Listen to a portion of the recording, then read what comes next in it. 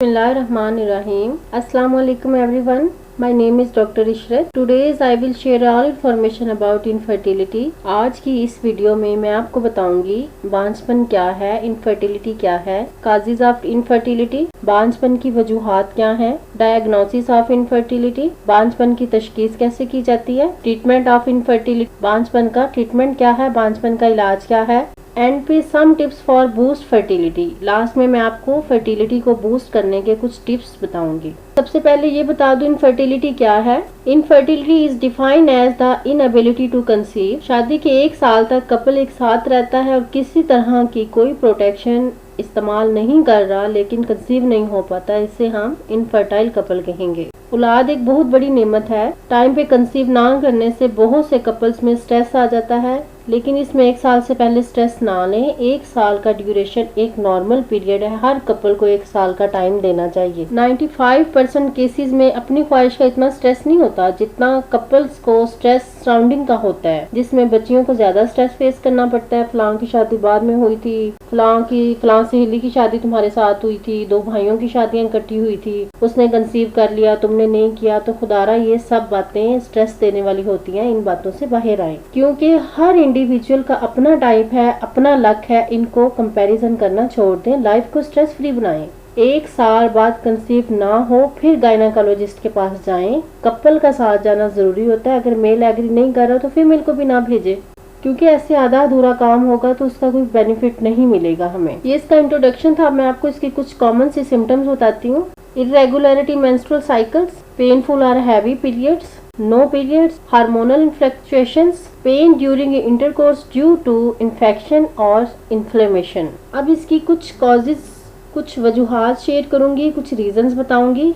सबसे पहले mail cause पे बात करेंगे। हार्मोनल और sexually disorders, abnormal production of sperms, genetic conditions, ये कुछ मेल में कॉजेज थी, रीजंस थी इनफर्टिलिटी को लेके।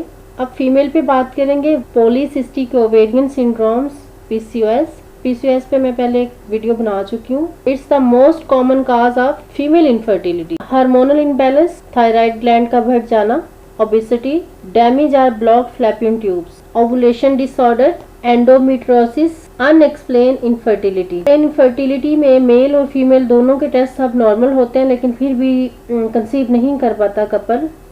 इसको हम अनएक्सप्लेन इनफर्टिलिटी कहते हैं। इवन के फर्टाइल पीरियड को भी फॉलो कर रहे होते हैं, फिर भी कंसीव नहीं कर पाते, इससे अनएक्सप्लेन इनफर्टिलिटी कहेंगे। ये इसकी कुछ वजूहात थी, रीजंस थी। अब देखेंगे इसकी डायग्नोसिस को। सबसे पहले मर्दों के लिए डायग्नोसिस देखते हैं। मर्द बहुत गॉड गिफ्टेड हैं। मोस्टली एक ही टेस्ट होता है, सीमेन एनालिसिस। इसके अलावा कुछ मेडिकल और सेक्सुअली हिस्ट्री ली जाती है। फीमेल फिजिकल एग्जामिनेशन होता है फीमेल का। कुछ टेस्ट होते हैं, FSH follicle stimulating hormone, LH luteinizing hormone, anti Mullerian hormone, prolactin, androgen और टेस्टोस्टेरोन, थायराइड स्टिमुलेटिंग हार्मोन। और इसके अलावा सोनोग्राफी भी करवाई जाती है, जिसमें टीवीएस किया जाता है 12th डे पे। के ट्रीटमेंट पे बात करूंगी। सबसे पहले सबके माइंड में इस टाइम एक ही क्वेश्चन होगा, can infertility be treated? In most cases infertility can be successfully treated based on age, cause, duration of infertility.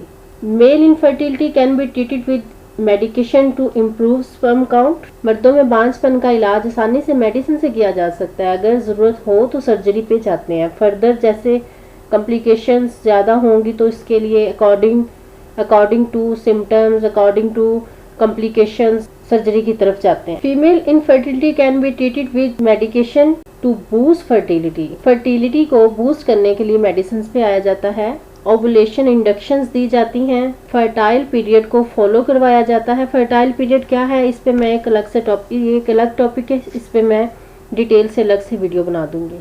कुछ सर्जिकल प्रोसीजर होते हैं, कुछ मॉडर्न प्रोसीजर होते हैं, जैसे कि IUI, IVF। ये इसका ट्रीटमेंट था। अब कुछ टिप्स मैं बताऊंगी फर्टिलिटी को बूस्ट करने के लिए। कुछ टिप्स हैं for conceiving with natural way.